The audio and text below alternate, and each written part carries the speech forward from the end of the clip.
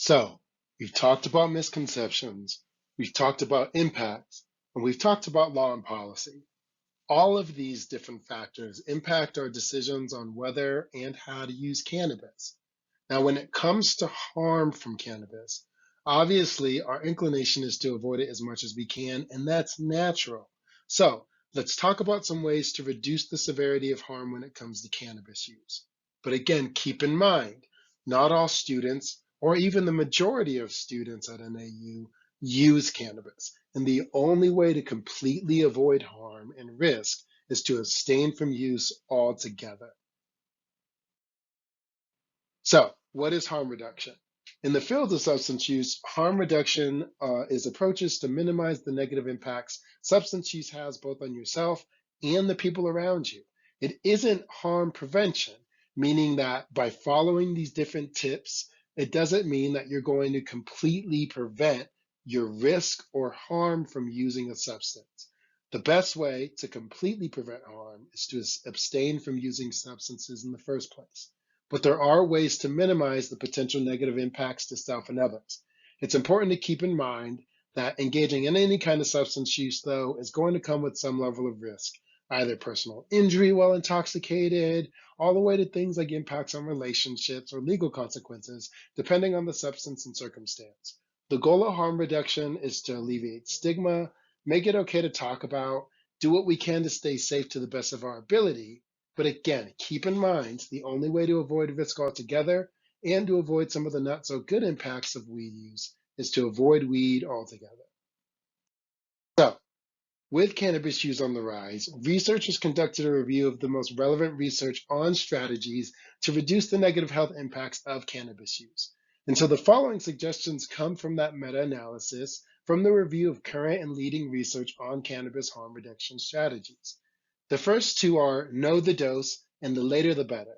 Frequent use before adolescence is linked to things like adverse impacts on your brain development, your relationships, and your overall mental health.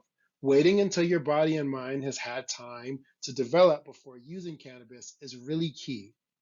Also, know that over time, THC content in cannabis products has increased significantly. So, choosing lower potency cannabis products with either low THC content or high CBD to THC ratio can lessen some of the negative outcomes from THC. Some other harm reduction strategies: protect your heart and lungs. Smoking cannabis has negative impacts both on your heart and your lungs. And while any way to consume cannabis has its cons, research suggests that using alternative methods to consume cannabis can help to avoid exacerbated adverse health impacts. If you do decide to smoke cannabis, though, avoid holding the smoke in your lungs or other forms of deep inhalation. The longer the smoke is present, the longer you can expose yourself to other toxic content as well.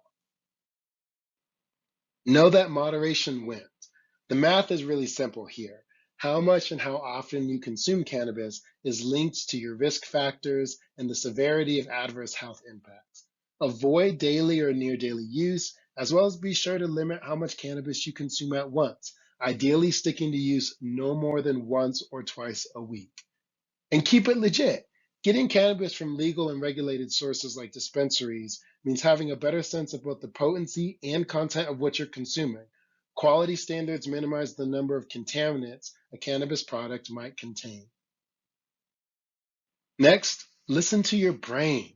Cannabis use can impair your cognitive functioning, things like memory, speed, decision making, etc., with impacts sometimes lasting even a while after you stop using weed. If you notice any signs of cognitive impairments, take an extended break from cannabis use. We know them as T breaks or tolerance breaks, avoiding building up a tolerance and giving it several weeks, even a month or two, between use to allow your body to adjust. Also, and I can't stress this enough, do not drive. Contrary to myth, using cannabis drastically impacts your ability to drive or operate other heavy machinery. It also comes with the potential for harm not just to yourself, but others in the form of accidents or severe legal consequences. The research says to wait 6 to 8 hours before driving if you smoked cannabis, and 8 to 12 hours if you've taken it in the form of edibles. Next, think ahead. especially when it comes to whether or not you might want to have a child. Cannabis use can have negative impacts on your reproductive ability, as well as postnatal outcomes for the offspring and for folks who are pregnant. If you're planning to conceive a child, consider abstaining from cannabis use to reduce the risk to yourself and the infant. And avoid the mix. Using cannabis with other substances can magnify the not so good impacts of both substances involved.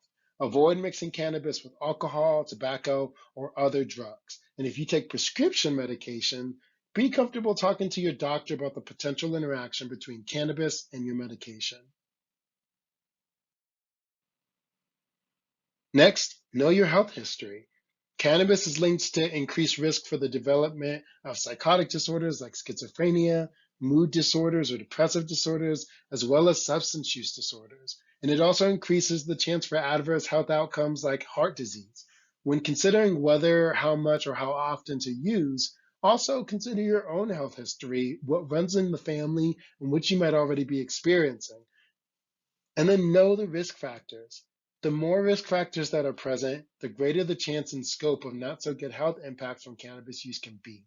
Take some time to think about what risk factors, such as your intensity of cannabis use and family history, may impact on your health and overall well being.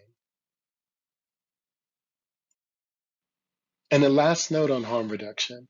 Anytime you're using cannabis, you're taking on some extent of risk for not so good health outcomes. These keys are to reduce the extent of negative impacts, but the only way to avoid them altogether, once again, is through abstinence. Also, know that frequent use over long periods of time, again, can lead to addiction or cannabis dependence, known as cannabis use disorder. And so, if someone you know or yourself might be experiencing a dependency, help is available. Look into things like NAU counseling services for more info. Lastly, reducing harm is not only for your own well being, but for the other people around you. Remember to stay aware of how your actions impact others and avoid things like, again, driving while impaired or exposing others to smoke.